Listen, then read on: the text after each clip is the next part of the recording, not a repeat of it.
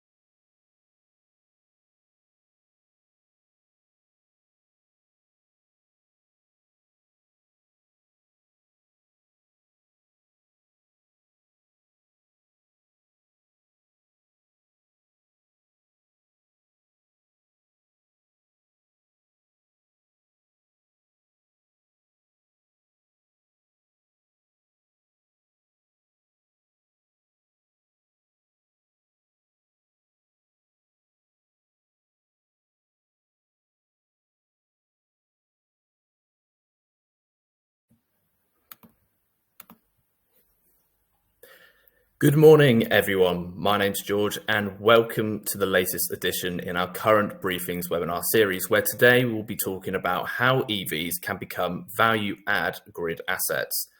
I'm joined today by Mike Kent, Head of EV Solutions at GridBeyond, and Mark Potter, Chief Technical Officer at 3TI. Good morning to you both, and thank you for taking the time to be here today. In just a moment, I will be handing over to Mike and Mark, but before that, I'd like to mention that we will have some time allocated at the end of the session for audience questions, so please do stick around until then. We'll make sure your questions are answered. To ensure that we see these, please type these in the questions box in the bottom right-hand corner of the screen throughout the webinar. Now, without further ado, I will now pass over to Mike and Mark for their presentation. Thank you, George, and good morning to everybody. So I'd like to start just taking a few moments to introduce 3TI and what we do to help contextualize that message of EVs as grid assets. So for those who haven't heard about us before, 3TI stands for 3 Technology Infrastructure, solar, EV and storage.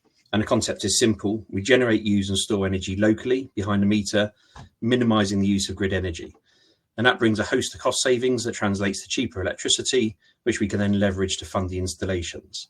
So we deliver megawatt scale facilities, such as the 2 shown on the screen there at Bentley and JP Morgan. And they're usually funded under power purchase agreements with no upfront capital costs, where the client typically fixes a price at around half the cost of grid electricity. Last year, 3TI also started rolling out Papilio 3, which is a pop-up mini solar car park. With Papilio, the emphasis is more on EV charging than solar generation, but the basic principle is the same. Papilio 3 is a prefabricated unit made from recycled shipping containers. It's delivered on site on the back of a lorry and unloaded with a high-ab crane. And once it's down, we plug it in, turn it on, and within 24 hours, you've got 12 charge points, solar and energy storage available at your site. We've got units installed all over the UK, including the ones you see on the screen there at Surrey University, Silverstone, and at Salisbury Leisure Centre.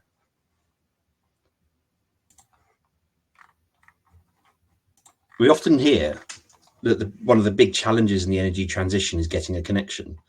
But I personally think that's too simple a message, because it passes all the blame onto the grid and distribution network operators who are dealing with an unprecedented demand to get renewable and EV facilities energised. The reality we've found is actually there's a lot of capacity out there, much of it unused. The problem is that it's difficult to access it, because the typical approach is to allow loads to take as much power as they like, whenever they like, irrespective of the grid conditions. And that's an expensive way to run a system, because peak power is expensive power for 2 key reasons. The first is that peak power is mostly generated using gas peaking plants, resulting in electricity costs rising with gas prices, something we've seen a lot of in the last year or two. The second is that peak power drives the electrical infrastructure costs. There has to be enough capacity in the wires to move that power around. This isn't new news, of course. Energy companies have tried to incentivize overnight energy use for a long time. When I was younger, it was economy 7 tariffs and storage heaters, and now it's about overnight EV tariffs that we see today with various providers.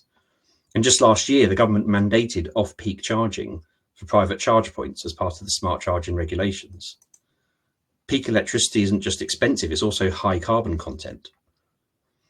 Now, the grid of yesteryear was essentially designed to put energy in at one end and take it out at the other, increasing supply to match the peaks in demand. In that grid, a handful of large generators generate and millions of consumers consume. But that's not how renewables work. Renewables are installed on rooftops and car parks, offshore and in fallow farm fields. Renewable energy flows from both ends now, and that creates both challenges and opportunities. And with renewables, you can't turn the sun or the wind on and off to suit demand. It's there when it's there. And these challenges are going to get bigger still as we electrify heat. Heat is projected to be 3 times the demand of EV charging, and inevitably that occurs at peak times in the morning and evening. So if you can't control supply to match demand, your best option is control demand to match supply. And that's really the opportunity. As we transition to renewables, peaking capacity won't come from gas anymore. It will come from storage. Now that can be expensive. A lot of the time and cost associated with getting new connections is that the grid need to install storage and balancing mechanisms to deal with the gaps between supply and demand. And that's the essence of the challenge facing the grid. How do we get this infrastructure installed to get power to and from where it is needed, and in particular when it is needed, and who's going to pay for that? And the reality is there's actually quite a lot of capacity on the grid most of the time. But because it's not there all of the time, we keep asking for more. And that ask is forecast to cost £50 billion between now and 2035 on the path to net zero. As the saying goes, prevention is better than cure. And that's fundamentally the approach we take at 3TI. We create grid-friendly smart microgrids, which prevent massive upstream infrastructure costs by generating, storing, and using energy on site. In a smart grid, more energy can flow within the grid than needs to flow through it. And that means we need less upstream capacity than is needed with any one or two of those technologies at a time. By making better use of what's already there, we can avoid asking for capacity that isn't truly needed. And that goes beyond peak shaving. We can boost local power capacity beyond the upstream service capacity by using power injected from local storage and solar. We can take advantage of free renewable power when it's available. And when it isn't, we can store up low-cost, low-carbon grid energy to use at peak times, better known as price arbitrage. And these are obviously great reasons to do what we do, but the opportunity isn't just saving money. There's the opportunity to make money too, using that spare capacity within our smart microgrid to support the national grid. For the grid, taking loads off the grid is as good as putting power on the grid, with the additional advantage of reducing that overall peak power through the grid. And that means if you've got enough capacity available when and where it's needed, they'll pay you to deliver it. And that's where grid services come in, and they represent a potential revenue stream on top of the saving opportunity. So that's fundamentally how EVs become a grid asset. An EV plugged in for several hours doesn't need to be charging at full power the whole time. And slowing them down at peak times is as valuable to the grid as gas or battery storage would be, perhaps more so because of the reduction in peak infrastructure demand. And actually, EV is an even bigger potential asset than that. An EV is essentially a battery on wheels. And when it's plugged in, it's a battery on a wire. And that battery on a wire can go further than just demanding electricity at better times of day.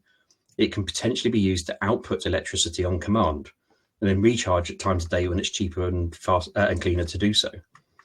And that's a crucial part of the UK's net zero strategy. V2X isn't just about vehicle to grid, it's about vehicle to everything, vehicle to building, vehicle to load, and even in the 3TI system, vehicle to vehicle. Enabling EVs to be a controllable energy resource essentially means putting a virtual power plant on the end of every consumer unit, able to feed the increased loads from heating and prevent at least some of those upgrade costs of upstream balancing, generation and distribution mechanisms. And from 3TI's perspective, there's a very natural synergy between our smart microgrids and the national smart grid mechanisms, which enable EVs to be teamed together into significant regional and national balancing mechanisms. So that's what 3TI do. I think now I'll hand over to Michael, who can tell you about how GridBeyond are helping deliver flexibility using EVs and V2G. Thanks, Mark. Good morning, everyone, and thanks for attending today. So I'm just going to spend a few minutes talking about GridBeyond and how we essentially work in the EV sector at this current time. So just a little bit about GridBeyond. We're essentially a demand-side response provider. We focus in the markets that you can see on the screen there. So our core business came out of UK and Ireland, and we're currently active in Japan, Canada, USA, or parts of USA and Australia. Historically, we were very I&C based. So we've currently got over 500 sites under our portfolio. We're close to more so 200 staff now, 40 million pound turnover, and access across 14 markets. Where we come in is we essentially look at energy load, whether that be consumption or generation. So as of today, we currently manage just under 2 gigawatts of energy load, and we currently have 400 megawatts of batteries under contract. And what I mean by batteries is that they're mainly the stationary batteries that you see out on developer sites and so on and so forth. So where EV comes in, as Mark said, that's essentially a battery on wheels. So that can act as an asset, whether it be to support a building or support the national grid with the schemes. Just a little bit about our history. As I said, our heritage is, UK and Ireland based. Started in the markets in 2014, and we entered the States back in of 2019, and entered Japan and Australia in the last 2 years. Canada's the newest market for us this year. We've got plans to go into the EU in 25-26, and currently looking at those markets where we can best fit our products into. On the asset side, as I said, the main core part of the business was I&C. So that was very industrial, manufacturing, cold stores, etc. And then we've moved, as the path to net zero grows, we've moved into more different types of assets. So that's into elements such as PPA, industrial batteries, so large scale battery storage, front of the meter batteries, CPPAs, and currently this year we've entered into the EV space. So we're currently operating in the EV space when it comes to optimizing load and making that load available for the grid through some of the schemes that we can access.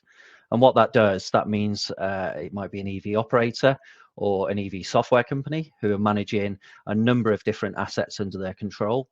They can make those assets and load available for the national grid at times when it might be required, and they receive a payment for doing so.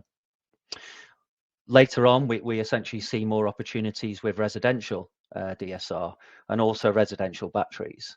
That might be through indirect partnerships with potentially software suppliers who are managing those assets, or asset owners such as OEMs. I've mentioned on the revenue and the colleagues, we've gone through some significant growth over the last few years, just touching shy of 40 million turnover and close to 200 colleagues across the business. And you'll see on the bottom there our investment rounds. So we've currently gone through a number of Series A, B and C funding rounds, and also linked to that, we do have a funded asset portfolio where we can offer funded batteries to customers, whether that be front of the meter or behind the meter. Just lastly, earlier this year, we acquired part of Veritone Energy Inc.'s business, and that's essentially a software as a service product. And what that product does is it captures everything in relation to the path to net zero. So that can show customers across all of their flexibility programs that they might be entered into, whether that be an EV asset or another asset at their site, such as a heat pump or a battery. It can show their fuel mix of where their renewables, grid, and other sorts of assets where the fuel mix is coming from. And it can also show their forecasting of where their net zero carbon reductions will be going to on the basis of installing more generation, for example, in years ahead. We see a big opportunity in EV, not only to move the country to net zero, but also help balance the grid. And that can be through vehicle to grid, or it can just be through V1G, if you like, so vehicle one grid. So essentially just reducing load at those times. So that's a little bit of a background about GridBeyond and where essentially we're playing in this space. And back over to George now for the next steps. Fantastic. Thank you both for such insightful presentation and discussion points there. And I think there's certainly a lot to digest from what you said. So now we'll be moving on to the Q&A section. So please, everyone in the audience, do make sure that you get your questions in. Just to get the ball rolling, I'd just like to ask a couple of questions myself. So are the benefits of EV flexibility limited to V2G? Do you want me to take that, Mark? Yeah, if you like. Yeah. Yep. Sure. So the answer is no. So as I said before, we essentially look at load when it comes to looking through the lens of flexibility at GridBeyond. So what we can actually do with EVs is actually look at the charging load and consider that for what we would call some of the slower markets. So when it comes to balancing the grid, it needs to stay at 50 hertz. There's different markets that exist along that grid balancing schemes and services. So it doesn't necessarily have to be V2G enabled.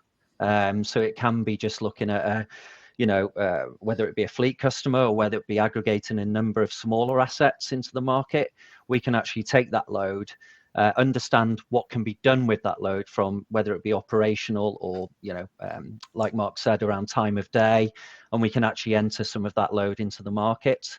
So essentially, I alluded to before, the slower services are much easier to access with non-V2G charges at this moment in time. So that might be a service called the capacity market, or it might be a service called static frequency response, or FFR as we know it in our world, where essentially we're making that part of the load available for an event which happens less frequently at this current time.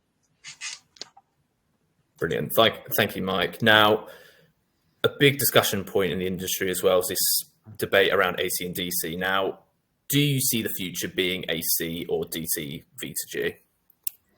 It's probably one for me, I imagine. One of the things I try and avoid is saying the future is, the future is electric, the future is AC, the future is DC. The answer is a mix. Okay, they have different purposes and different applications. So AC works really well when you've got a lot of domestic users arriving home at 6 o'clock in the evening, and you've got millions of vehicles plugging in with spare capacity that can then be recharged quite slowly overnight. So, in essence, if your car's parked for 16 hours, you can discharge it for 3 or 4 hours and then charge it back up again over the next 8 hours, and everybody leaves with a full battery in the morning. DC has a slightly different application. It works in much smaller volumes. You can essentially team together a fewer number of cars to get the same amount of power out. And because you've got DC interface, you're not limited by how fast the car can charge from its onboard charger, which is what happens with AC charging. So instead of charging at 7 kilowatts, you can recharge at 20 or 30 kilowatts. And that means that in the same relatively short dwell time, say a medium dwell, we target workplace and destination charge points. So in your office, you might only be there for 6, 8, 10 hours.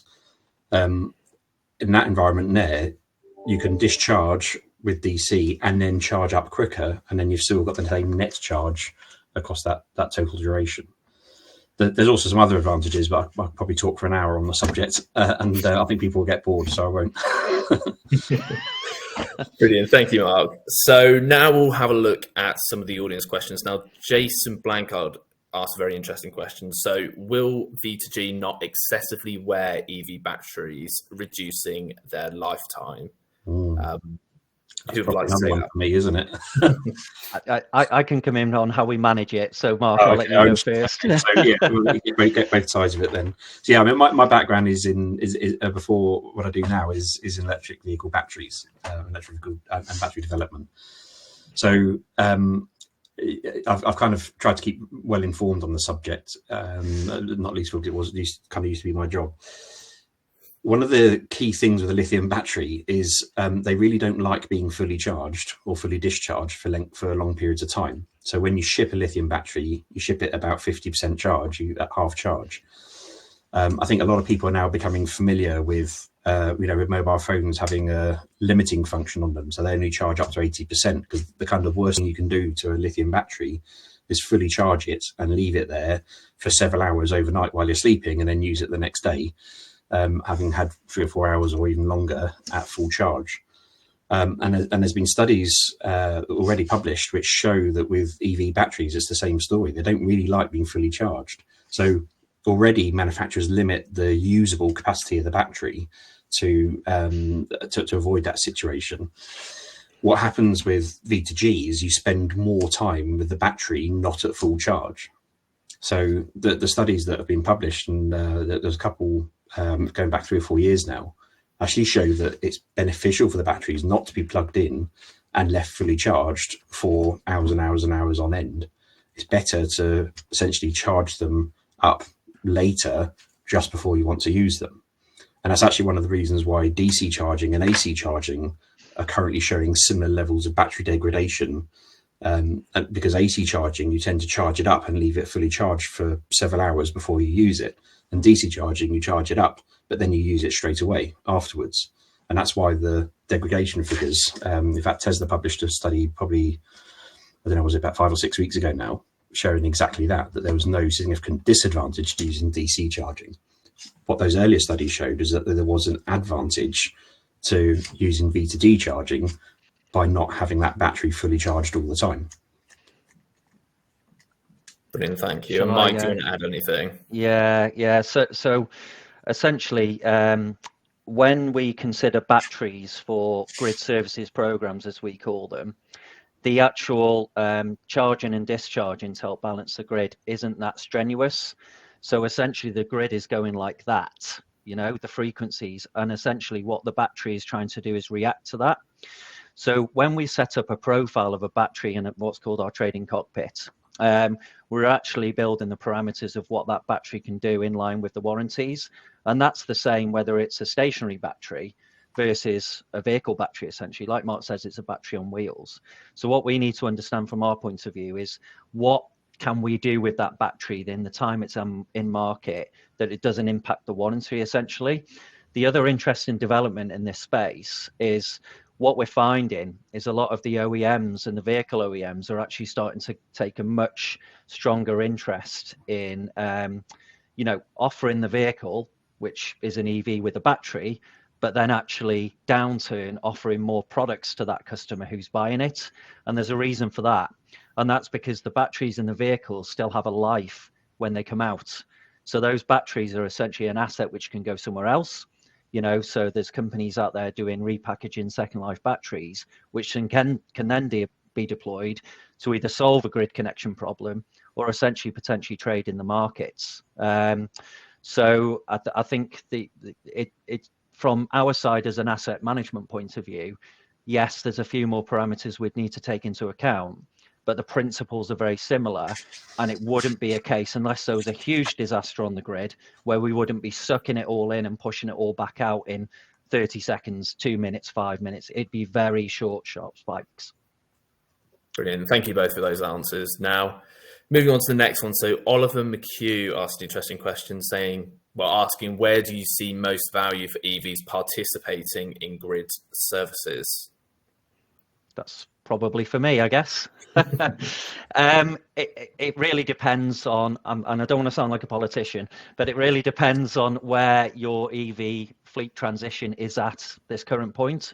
So certainly with vehicle to grid, they can participate in more faster services, as we call them. So the revenues for a megawatt per year on those faster services can range from £100,000 to £120,000, £130,000.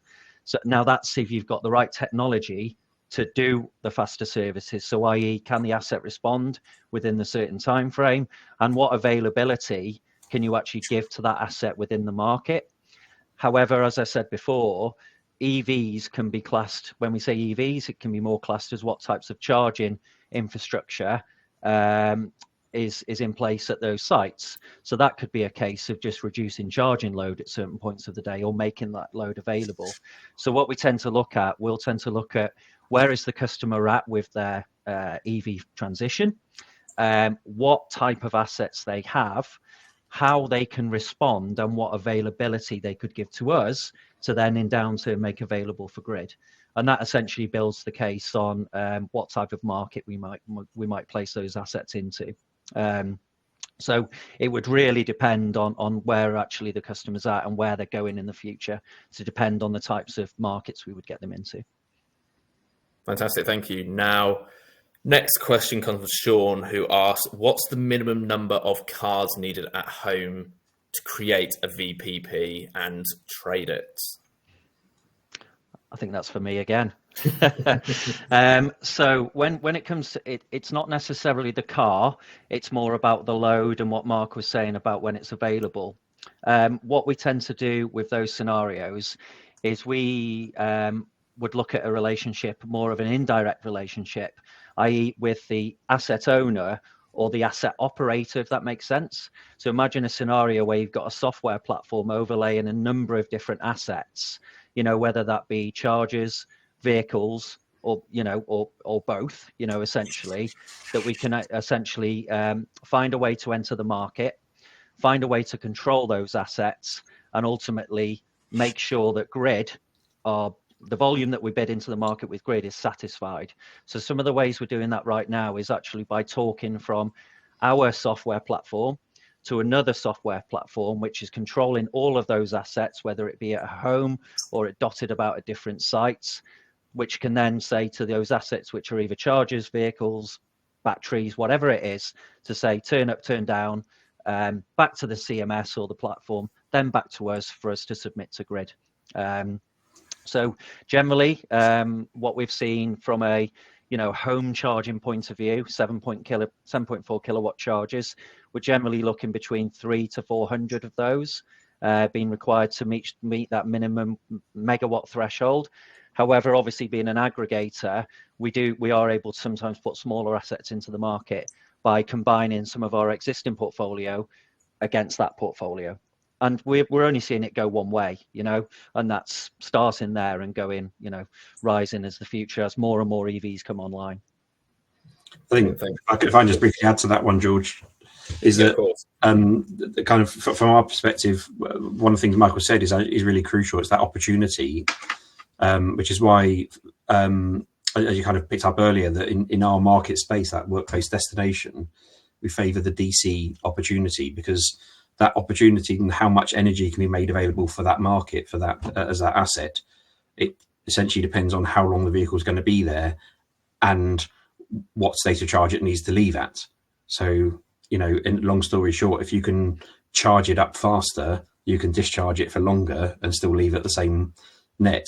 So that's why when you start looking at fleet opportunities and workplace opportunities, that's where kind of that DC use case becomes much more prevalent.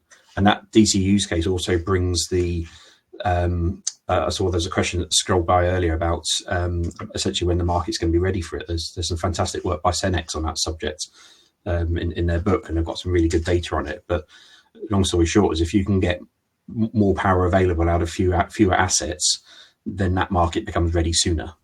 That's the bottom line. Brilliant, thank you. So our next question, Vincent asked 3 questions, but I think the second one would be a really good one to get answered. So what's the potential of power coming from EV at peak time in power and capacity? And they gave a time frame of 2030. So, right, I guess it's almost what I just said, isn't it? It's so the Cenex report, fantastic book on the subject. They identified that market opportunity starts to come to fruition around about 2028 in the domestic and sort of low power car market. The market is available sooner than that for fleets, and so the first places we're going to see V2G becoming quite serious is where you've got fleet assets, whether it could be delivery lorries or coaches, buses, whatever. Those assets, of course, have got fairly predictable usage patterns, which massively help the work that GridBeyond need to do to maximise the revenue potential from them. They've obviously got huge storage batteries as well, because they're big vehicles with big batteries, and inevitably they're going to be connected DC charging, which gives you that ability to pull power out and push it back in again quite quickly. So that, I think, is where the market will be first. And that market again, it depends on how you go about implementing the solutions, but you're talking 2025, 2026 when that market becomes, really quite fruitful. So domestic is a bit further ahead. Fleets are much nearer term. Brilliant, thank you. So on to the next question from Johnny Buzzing. So he asks, if a charger was providing grid services, would this impact the charging experience? Drivers charging at rapids will likely just want their car charged as quickly as possible. Yeah, and I personally, I don't see rapids as being the right place for V2G or even DSR of any sort. A transit charge is one where you'd want to get charged as quickly as possible and move on, and anything that slows that down is not going to help anybody. So one of the other issues, talking about that peak power I mentioned earlier, is transit charging is generally on the way to work or the way from work or wherever you're going. It tends to happen at peak times, and that means transit charging is high carbon and it's high cost. So the key to reducing electrical costs, not just for EV charging, but for essentially wholesale costs as well, is to shift that demand from peak times. So almost the benefit is having a car or as Mike was saying, 200, 300 cars plugged in, able to output power to the grid to essentially charge with low carbon those rapid chargers, which are pulling power off the grid at those peak times. That's the better way to do it. I think that probably the question is related to what you call CPO sites as well there. And there's a balance between, the user experience, because a lot of the CPOs are badging themselves on charge fast, charge quick, and be on your way. There's nothing stopping them looking at those markets, but yeah, the correlation between user experience and, EVs, you see things in the press, which are obviously incorrect in some cases, but can't charge fast. That's the balance. And I see more opportunities with the CPOs, maybe with different assets being brought to their site. So Mark's product is a great example where there's 3 different assets which are almost helping the site, save costs, peak power, peak shaving, etc., arbitrage. That's where I might see that market going. When we talk to CPOs about these types of things, it can get quite difficult in, well, I might need to drop my charge at this point. And then from a profiling perspective from us, it can be quite all over the place. So with fleets, it's a lot easier for us to predict the load because generally it tends to stay the same day in, day out. Brilliant, thank you both. And on the topic of fleets, so Linda Irwin asks, if a fleet manager has not yet electrified their depot, what should they do differently to ensure their setup is optimal to have the option to participate in future flexibility markets? Come and talk to us. Shall I take that one? Because I've done quite a bit in fleet last year. In my previous life before joining GridBeyond, I was doing, designing installs for bus depots. And what I generally found in that market was, the customer is starting off, or they have to electrify, whether it be, compulsory or aspirational, whatever it is. And generally what they'll be thinking is grid connection, vehicle, charger, and software. And generally they'll stop there, but actually there's a bigger place with all of these different topics that we're discussing this morning. Is overnight they're becoming much bigger users of energy just by electrifying their fleet. So take a fleet depot of 100 buses. Their peak power may be about 5 to 6 megawatts. Or flexibility, we can probably, just without vehicle to grid, we can probably get 2 to 3 megawatts of flexibility on that, just alone. So what I would say in those scenarios is there's a number of different dots which need to be connected up, which this is why we're here essentially. We can help customers optimize energy load to then reduce total cost of ownership. And Mark was saying about his product before, that's where some of his products fit into that. So I think the sector's moving forward now. So you see customers who have electrified maybe 3-4 years ago, and they've gone through that initial phases of understanding the shift from ICE to EV. They know what the infrastructure does. They know how it works. They know what they need to do from a grid connection point of view, if that's where the route that they're going. Now I'm seeing next phases come in over, okay, we're bigger energy users now. How can we make that more efficient? How can we optimize it? How can we meet our CSR reporting, and what are the sorts of things we need to do there?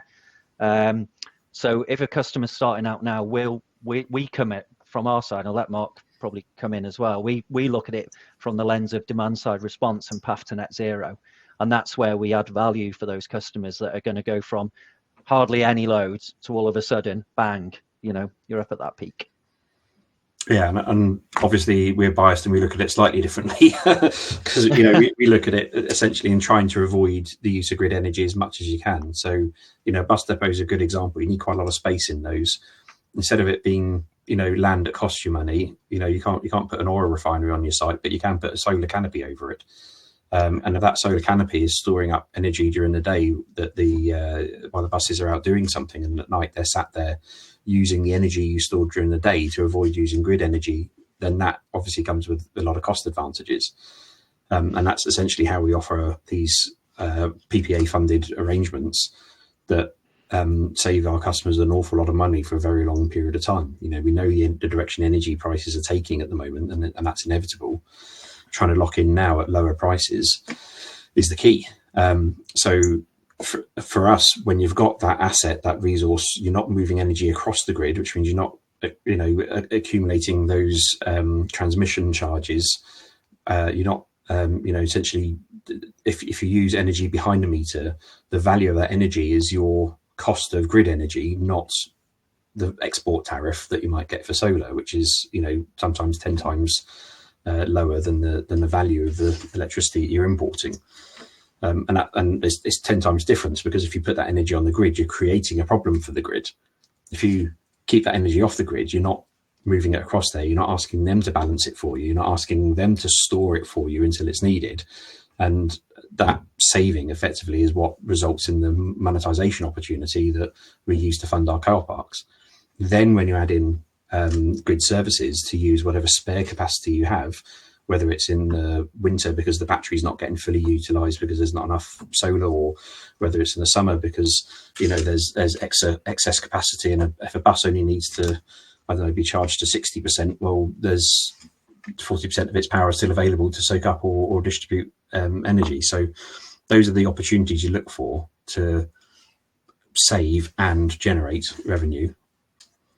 Brilliant, thank you both. Now, probably the last question, and it's directed at Mike here. So what sort of response times can we expect from an aggregated pool of EVs in GridBeyond's platform, and what might cause this to vary?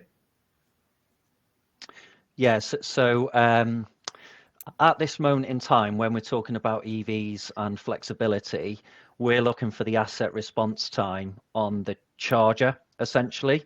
Now, with V2G, you might be considering the battery as well. But what we tend to look for is, and it really depends on who we're talking to, whether it's direct or indirect relationships.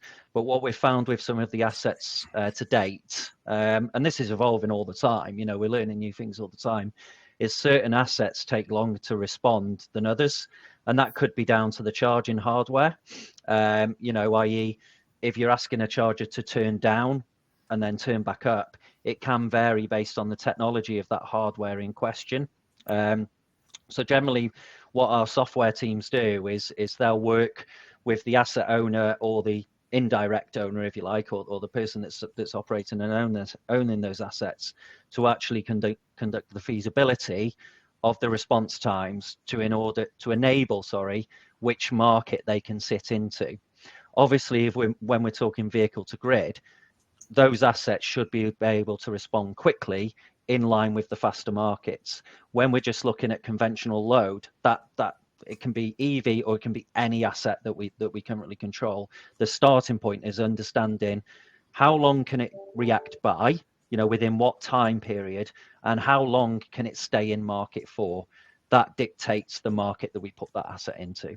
So going back to our traditional customers, it can be glass factories, it can be manufacturing. An EV to us, or an EV charger, whether it be the vehicle battery or an EV charging load, it's another asset that we consider in the same grouping, in the same methodology, if you like. And yeah, certainly we've experienced it. It depends on how you do it as well.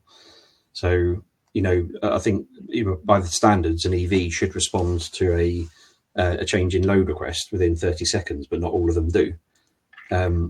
If you're relying on the vehicle's onboard charger, as you do in an AC V2G or AC load scenario, then you're entirely dependent on what that vehicle does and how well it responds. So I think Peugeots notoriously take up to about 5 minutes to respond. But if you're doing it on DC, well, in DC, you're in control of that asset. You're in control of the charger, which is putting energy in and out of that vehicle. So actually, you've got the ability to respond much quicker then, and that gives you access to a market, a trading market you wouldn't otherwise have access to. So that makes a big difference on how you access it. And also, when you, without going too much in detail, the technology stack you do use to meet it, some communication between EVs and their EV charge points and the cloud services can take 15 minutes or more to get a message through. If you're doing it in a more integrated way, then you can get that message through within seconds. So the number on how quickly an EV can respond can be anywhere between, sub-second to 15 to 30 minutes, depending on how you go about it and what technology you use to access it. Brilliant, thank you. And I think just one more quick question. Are GridBeyond and 3TI working together? Mark, do you want to go first?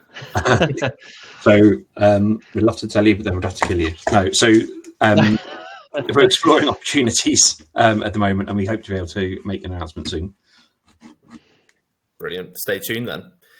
So I think that is all we have time for. Thank you again to both Mike and Mark for such an interesting Q&A session and presentation. And thank you to all of you at home who's joined us and contributed to this webinar. But for now, that is all from me. And I hope you have a lovely Thursday. And please do keep an eye on Current for the next Briefings webinar. Take care. Thank you. Thank you very much. Thank you.